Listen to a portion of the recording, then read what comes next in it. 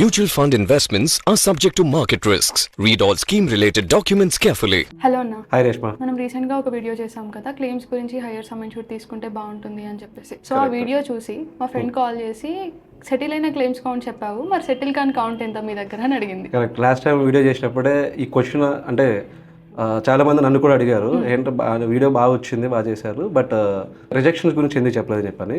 అంటే రిజెక్షన్స్ అనేది so many factors include చేసి ఉంటుంది. లైక్ ఎగ్జాంపుల్ నాన్ డిస్క్లోజర్స్ ఉంటాయి, కొన్ని వెయిటింగ్ పీరియడ్స్ ఉంటాయి పాలసీ తీసుకున్నప్పుడు. ఇవన్నీ మనం పాలసీ తీసుకున్నప్పుడు క్లియర్గా తెలుసుకుంటే ఆ రిజెక్షన్స్ అనేది మనం అవాయిడ్ చేసుకోవచ్చు. వెయిటింగ్ పీరియడ్ అంటే గుర్తొచ్చిందన్న. ఇప్పుడు నార్మల్గా నేను రెగ్యులర్గా వీడియోస్ చూస్తూ ఉంటాం, సార్ చెప్తూనే ఉంటారు ఇంకా నాలెడ్జ్ గెయిన్ చేసుకోండి అని. ఆ వీడియోస్ చూస్తున్నప్పుడు ఎక్కువగా వెయిటింగ్ పీరియడ్ ఒక్కొక్క వీడియోలో ఒక్కోలా చెప్తున్నారు. సో మనం ఓవరాల్గా వెయిటింగ్ పీరియడ్ ఎన్ని టైప్స్ అంటే ఎలా ఎక్స్ప్లెయిన్ చేస్తాము? సో జనరల్గా ఏంటంటే మనం పాలసీ తీసుకోవడానికి ముందు ఇది మనకి బాగా తెలిసి ఉండాలి. అంటే పాలసీ ఎవరైనా ఇచ్చేయగలరు, లైక్ ఆ ఫీచర్ ఉంది సార్, ఈ ఫీచర్స్ ఉన్నాయి సార్ అని చెప్పగలరు.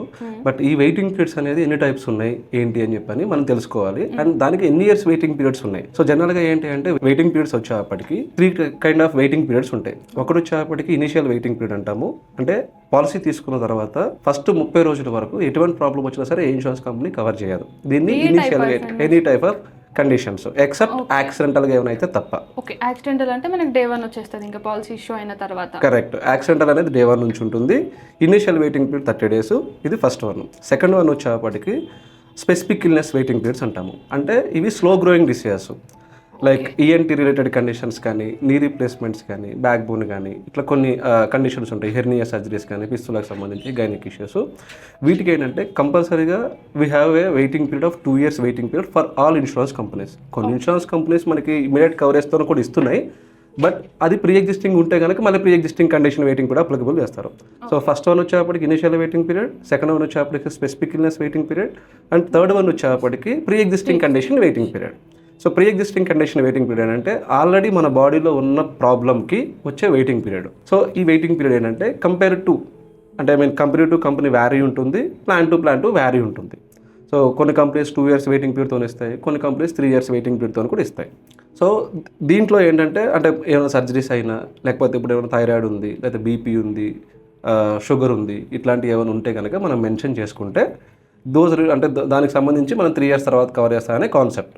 ఓకే, ఈ ప్రీ ఎగ్జిస్టింగ్ కండిషన్స్కి కూడా మనకి డే 1 కవరేజ్ కావాలి అంటే మనం ప్రొవైడ్ చేస్తాం. ఎస్. సో ఇందాక చెప్పినట్టుగా pre existing conditions in case BP కానీ, డయాబెటిక్ కానీ, ఆస్తమా కానీ, కొలెస్ట్రాల్ కానీ, ఈ క్రోనిక్ కండిషన్స్ ఏమైనా ఉంటే కనుక మనం దాన్ని 3 years 2 years వెయిట్ చేయకుండా దాన్ని రెడ్యూస్ చేసుకోవచ్చు. అంటే రీసెంట్ కేసెస్ కూడా చాలా కేసెస్ చూస్తున్నాము హాస్పిటల్లో అడ్మిట్ అయ్యేది.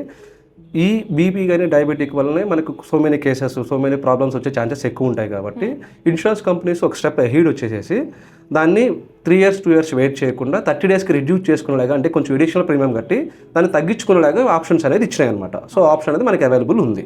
సో ఇది యూస్ఫుల్ మనకి, ఇది యూస్ఫుల్ ఉంటుంది. అండ్ ఇంకొకటి ఏంటి అంటే జనరల్గా పాలసీ కొంతమంది, నేను కూడా నువ్వు అన్నట్టుగా వీడియోస్లో ఆన్లైన్ యూట్యూబర్స్ కానీ, ఇన్ఫ్లుయెన్సర్స్ కానీ చాలామంది పాలసీ తీసుకునేది పాలసీ అంటే కవర్ చేయడానికి కదా, మన హెల్త్కి ఏమైనా ప్రాబ్లమ్ వస్తే కవర్ చేయడానికి కదా, ఇంకా waiting periods 2 years 3 years waiting period పెడతారు. ఇంకా అలాంటప్పుడు పాలసీ తీసుకోవడం ఎందుకన్నా వీడియోస్ కూడా నేను చూశాను, some kind of videos. So జనరల్గా ఏంటి అంటే ఇప్పుడు మనకే ఒక కంపెనీ ఉంది, మనమే ఒక పాలసీ ఇస్తున్నాము. పాలసీ తీసుకోగానే మనం ఆ ప్రాబ్లమ్కి సంబంధించి అంటే కస్టమర్ దగ్గర నుంచి ఒక customer, some X customer 30,000 payment చేస్తుంటే మనం ఇమీడియట్గా ఆయనకి ఏమైనా ప్రాబ్లమ్ వస్తే ఒక 3 lakhs ఇవ్వాలంటే ఏ ఇన్సూరెన్స్ కంపెనీ అయినా లాస్ మేకింగ్ అవుతుంది కదా. సో ఆ ప్రాస్పెక్ట్లో ఇన్సూరెన్స్ కంపెనీస్ అనేది ఆలోచిస్తుంది. సో అందుకోసమే ఈ సో గ్రోయింగ్ డిసీజెస్కి 2 years వెయిటింగ్ పీరియడ్ అని IRDA ప్రిస్క్రైబ్ చేసిన వెయిటింగ్ పీరియడ్స్ ఇవి. And initial waiting period 30 days అని చెప్పని, అండ్ దాంతోపాటు ప్రీ ఎగ్జిస్టింగ్ కండిషన్స్ ఇన్ని వెయిటింగ్ పీరియడ్స్ అని చెప్పని ఇన్సూరెన్స్ కంపెనీస్ పెట్టుకున్నాయి అనమాట. అండ్ ఇక్కడ ఇంకొకటి ఏంటి అంటే జనరల్గా పాలసీ తీసుకోవడానికి వెయిట్ చేయకూడదు, పాలసీ ఇప్పుడే తీసుకోవాలి. పాలసీ తీసుకున్న తర్వాత వెయిట్ చేసుకోవచ్చు. సో పాలసీ తీసుకున్న తర్వాత వెయిట్ చేస్తే మనకి వెయిటింగ్ పీరియడ్ 1 అవుతుంది కాబట్టి తర్వాత ఫ్యూచర్లో మనకి ఏదైనా ప్రాబ్లం వచ్చినా కవర్ అవుతుంది. పాలసీ తీసుకోకపోతే అసలు అది కవర్ కాదు కదా, మనం మేజర్గా గుర్తుపెట్టుకోవాలి. ఓకే అన్న, మరి ఎప్పుడు పాలసీ తీసుకోవాలి? నార్మల్గా కరెక్ట్ ఏజ్, ఈ ఏజ్లో పాలసీ తీసుకోవాలి అంటే ఏ ఏజ్ చెప్తాను? సో దీనికి ఈ ఏజ్లో తీసుకోవాలి, లేకపోతే ఈ ఏజ్ దాటిన తర్వాతే తీసుకోవాలి అనే ఇది లేదు. అంటే ఒక రూల్ అనేది ఏం లేదు. పాలసీ అనేది మనం ఆరోగ్యంగా ఉన్నప్పుడు మాత్రమే పాలసీ తీసుకోవాలి, మనం హెల్తీగా ఉన్నప్పుడు. అంటే జనరల్గా నా దగ్గరికి వచ్చి ఏదైనా కస్టమర్ వస్తే కనుక నేనేం చెప్తానంటే కస్టమర్కి, సార్ నిన్నే ఎందుకు పాలసీ తీసుకోలేదు అంటాను. లేదు అంటే కనుక ఈరోజు తీసుకోండి అంటాను, రేపటికి ఆప్షన్ ఇవ్వను. ఎందుకంటే హెల్త్ కండిషన్స్ అనేది ఎప్పుడు వస్తున్నాయి ఏంటి అని మనకు తెలియదు. సో ఇన్ కేస్ మనకి ఏదైనా ప్రాబ్లం డయాగ్నోస్ అయితే ఇన్సూరెన్స్ కంపెనీస్ డినై చేస్తాయి. అంటే నిన్నగా మొన్న మా ఫ్రెండ్ కూడా ఒక ఇది అడిగాడు అనమాట. ఏమడిగాడంటే, అరే నేను ఒక పాలసీ తీసుకుందాం అనుకుంటున్నారా అంటే, సరే ఓకే రా అని చెప్పని నేను ఆయనకి కంటిన్యూస్గా 2-3 సార్లు రిమైండర్ చేశాను. ఆడు అన్నాడు నన్ను, అరే ఏ మనుషులు రా మీరు ఏజెంట్స్, ఇన్సూరెన్స్ ఏజెంట్స్, పాలసీ తీసుకునేంత వరకు తీసుకోండి వెనకబడతారు, తీసుకున్న తర్వాత దాని సపోర్ట్ సర్వీస్ ఏమి ఉండదు, అసలు అందుకే అట్లా వెనకబడతారు అని చెప్పాను అనమాట. సో నేను ఆడితో సింపుల్గా నవ్వుకుంటే ఏమన్నానంటే, అరే బాబు నువ్వు హెల్దీగా ఉన్నావు, మంచిగా ఎర్న్ చేస్తున్నావు కాబట్టి నిన్ను పాలసీ తీసుకోమని చెప్పని నేను వెనకబడుతున్నావు. రేపటి రోజున నీకు హెల్త్ కండిషన్ బాగాలేదు, నువ్వు ఎర్న్ చేసుకోవట్లేవు, ఇన్ కేసు నువ్వు ఎర్న్ చేసుకున్నా సరే నేను నీకు పాలసీ ఇస్తాను, నీ వెనకకు రాను. సో హెల్దీగా ఉన్నప్పుడు మనం ఎర్న్ ఉన్నప్పుడు మాత్రమే పాలసీ తీసుకొని దాన్ని కంటిన్యూ చేయాలి. సో రీసెంట్గా ఇంకొక ఎగ్జాంపుల్ చెప్తాను. ఒక కస్టమర్ ఉన్నారు మనకి, దుబాయ్ నుంచి ఒక కస్టమరు. సో వాళ్ళ బ్రదర్కి కానీ వాళ్ళ ఫ్యామిలీకి కానీ మొత్తం 3 పాలసీస్ తీసుకున్నారు, అమ్మ వాళ్ళకి కూడా 3 పాలసీస్ తీసుకున్నారు. సో వాళ్ళు 1 lakh కావాలని చెప్పని కొటేషన్ అడిగారు, అన్ని డీటెయిల్స్ పంపించాము. పంపించిన తర్వాత ఒక 2 days తర్వాత కన్ఫర్మ్ చేస్తాను సార్, చేసేద్దామని చెప్పి అన్నారు. ఓకే సార్, నో ఇష్యూ అని చెప్పన్నాను. తర్వాత 2 days తర్వాత నాకు కాల్ చేశారు, సార్ మా మావయ్య గారికి యాక్సిడెంటల్ అయ్యింది, ఆయన హాస్పిటల్లో ఉన్నాడని చెప్పని. అంటే ఈ 2 days గ్యాప్లో చూడండి, ఇప్పుడు ఆయనకి యాక్సిడెంటల్ అయ్యి తలకి దెబ్బ తగిలింది, ఇంకా మనం పాలసీ చేయలేము. సో అందుకోసమే నేనేమన్నాను, పాలసీ ఈ రోజే తీసుకోండి అంటున్నాను. నిన్న తీసుకోకపోతే ఈ రోజే తీసుకోండి, ఈ రోజు తీసుకోకపోతే రేపటికి ఆప్షన్ లేదు అంటున్నాను, ఈ రోజే తీసుకోండి. అంటే ఇప్పుడు ఆ కండిషన్ ఏదైతే మనం డిస్కస్ చేశామో దుబాయ్ కేసు, సో ఆయనకి ఆప్షన్ లేదు కదా, పాలసీ చేయలేము. సో ఇలా మల్టిపుల్ కేసెస్ మనం చూస్తూనే ఉన్నాం. కస్టమర్తో మాట్లాడేటప్పుడు మనకు తెలుస్తుంది ఇట్లాంటి సిచ్యువేషన్స్ అన్ని మనం చూస్తూ ఉంటాము. నాకు ఒక ఫ్రెండ్ అడిగారు అనమాట, ఏంటి టార్గెట్స్ కోసం మళ్ళీ రిమైండ్ చేస్తున్నావా, టార్గెట్స్ ఎక్కువైపోయా మీ ఆఫీస్లో అని చెప్పి. సో నేను వెంటనే చెప్పింది ఏంటి అంటే, మాకు ఆఫీస్లో టార్గెట్స్ అనేది పక్కన పెడితే అట్లీస్ట్ నువ్వు బయటనే పర్చేస్ చేసుకో, మా దగ్గరే అవసరం లేదు, బయట సేఫ్ సైడ్ కాబట్టి నేను పేరెంట్స్ కోసం చెప్తున్నాను నీకు అని తనకు చెప్పేసి ఎక్స్ప్లెయిన్ చేసి. మనం కానీ సార్ కానీ మనం ఏం చెప్తాం అంటే, పాలసీ ఎక్కడైనా తీసుకోండి, బట్ మీరు ప్రొటెక్టెడ్ ఉండండి అంటున్నాము. మనం చేసేది ఇక్కడ ఏంటి, ఫ్యామిలీలో ఒక ఫ్యామిలీని ప్రొటెక్ట్ చేస్తున్నాము.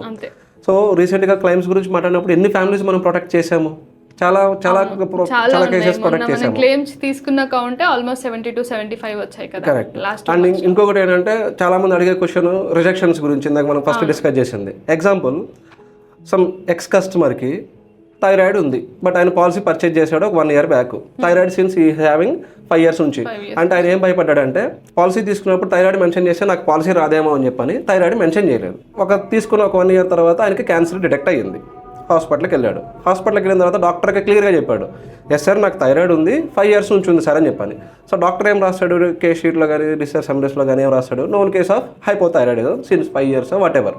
ఈ కస్టమర్ ఏమంటాడు, సార్ నాకు క్యాన్సర్ ఉంది, బట్ క్యాన్సర్కి థైరాయిడ్కి రిలేటెడ్ లేదు కదా, ఈ క్లెయిమ్ ఎందుకు రిజెక్ట్ అయింది సార్ అంటాడు. అంటే ఇక్కడ సిచ్యువేషన్ అర్థం చేసుకోవట్లేదు. థైరాయిడ్కి క్యాన్సర్కి లింక్ లేదు, బట్ ఇన్సూరెన్స్ కంపెనీస్ ఎలా ఆలోచిస్తాయంటే, ఈ చిన్నదే నాకు చెప్పలేదు, ఈ చిన్నదే నాకు ఫ్యాక్ట్స్ని హైడ్ చేశాడు కస్టమరు, నాకు పెద్దది దానికంటే పెద్దది కూడా హైడ్ చేసే ఛాన్సెస్ ఉంటాయి కదా. సో ఆ పాయింట్ ఆఫ్ వ్యూలో ఇన్సూరెన్స్ కంపెనీస్ అనేది రిజెక్ట్ చేస్తాయి. జనరల్గా ఏంటి అంటే, ఇది కస్టమర్కి మనం ఎడ్యుకేట్ చేయాలి. సో థైరాయిడ్ ఉంది మెన్షన్ చేయండి, బీపీ ఉంది మెన్షన్ చేయండి. సో ఏ ప్రాబ్లం ఉన్నా సరే మెన్షన్ చేసుకుంటే మనం దాన్ని క్లియర్గా రిజెక్షన్స్ లేకుండా మనం ఫాలోఅప్ అనేది చేసుకోవచ్చు. సో మేజర్గా ఇవే రిజెక్షన్స్ ఎక్కువ చూస్తూ ఉంటాము. ఇంకొకటి వచ్చేప్పటికి ఎర్లీ క్లెయిమ్స్. ఇందాక మనం డిస్కస్ చేసినట్టుగా 2 years వెయిటింగ్ పీరియడ్స్ ఉన్నాయి. సో వీటికి సంబంధించిన కేసు ఏమన్నా ఎర్లీగానే లేవు. ఇప్పుడు hernia surgery we have a waiting period of 2 years example. వేరే పాలసీ నుంచి ఇంకో కంపెనీకి పోర్ట్ అయ్యే ఛాన్స్ ఉంటుంది కదా, పోర్ట్ అయినప్పుడు వెయిటింగ్ పీరియడ్ ఏమైనా? సో పోర్ట్ అయ్యేటప్పుడు you will get a continuity benefit. Seniority ఏదైతే ఉందో సీనియారిటీ మొత్తం క్యారీ ఫార్వర్డ్ అవుతుంది. బట్ ఆ పోర్ట్ అయ్యేటప్పుడు కూడా మీరు ఏదన్నా సరే హెల్త్ కండిషన్స్, మీకు అక్కడ తీసుకున్న తర్వాత వచ్చిన హెల్త్ కండిషన్ అయినా సరే, దానికి ముందున్న హెల్త్ కండిషన్స్ అయినా సరే క్లియర్గా కొత్త కంపెనీకి మెన్షన్ చేయాలి. బికాజ్ ఇప్పటి వరకు నువ్వు సమ్ ఎక్స్ కంపెనీకి నువ్వు ప్రీమియం పే చేసావు, ఇప్పుడు సమ్ వై కంపెనీకి ప్రీమియం వస్తుంది. సో ప్రీమియం బర్డెన్ అనేది, క్లెయిమ్స్ బర్డెన్ అనేది ఈ వై కంపెనీకి అవుతుంది. కాబట్టి వాడు పాలసీ పోర్టబిలిటీ చేసుకునేటప్పుడు క్లియర్గా చెక్ చేసుకుని పాలసీ ఇవ్వాలి అని డిసైడ్ చేస్తారు. సో అవి క్లియర్గా మెన్షన్ చేసుకుంటే రేపు రోజున మనకి క్లెయిమ్స్కి ఇబ్బంది అనేది ఉండదు. నిన్న నేను ఒక క్లయింట్తో మాట్లాడాను తనకి సమ్ ఎక్స్ కంపెనీలో ఆల్రెడీ పాలసీ తీసుకున్నారు, ప్రొటెక్టెడ్ 50 lakhs వరకు తీసుకున్నారు, అంతా బాగానే ఉంది. సో లాస్ట్ ఇయర్ వాళ్ళ ఫ్రెండ్ సజెస్ట్ చేశారంట ఈ కంపెనీ కంటే ఇంకో కంపెనీ బాగుంటుందిరా దీంట్లో తీసుకో అని చెప్పి. ఆ ప్రీవియస్ కంపెనీలో ఉన్నప్పుడే తనకు ఆల్రెడీ వాళ్ళ వైఫ్కి ఒక కండిషన్ డయాగ్నోస్ అయింది. బై బర్త్ నుంచి ఉందా ఇలా ఉందో తెలియదు, బట్ ఆ పాలసీలో ఉన్నప్పుడు తెలిసింది. సో తినకు అవేర్నెస్ లేక వాళ్ళు ఏదైతే చెప్పారో నమ్మేసి దీంట్లో డిస్క్లోజ్ చేయకుండా పాలసీ తీసేసుకున్నారు. అంతే క్లైమ్ రిజెక్షన్ ఇంకా ఆ కేసెస్కి. ఓకే. సో అలాంటి కేసెస్ ఏమైనా ఉన్నాయంటే కనుక క్లియర్గా మనం మెన్షన్ చేయాలి, ఏజెంట్కి క్లియర్గా చెప్తే. సో దాన్ని బేస్ చేసుకుని ఆయన సూటబుల్ ప్లాన్స్ ఏవైతే ఉన్నాయో అవి సజెస్ట్ చేస్తారు. సో ఏదర్ పోర్టబిలిటీలో అయినా ఫ్రెష్ పాలసీ తీసుకున్న డిస్క్లోజర్స్ అనేది మెయిన్ ఇంపార్టెంట్. ఈ వెయిటింగ్ పీరియడ్స్ గురించి తెలుసుకోవడం మెయిన్ ఇంపార్టెంట్ మనకి.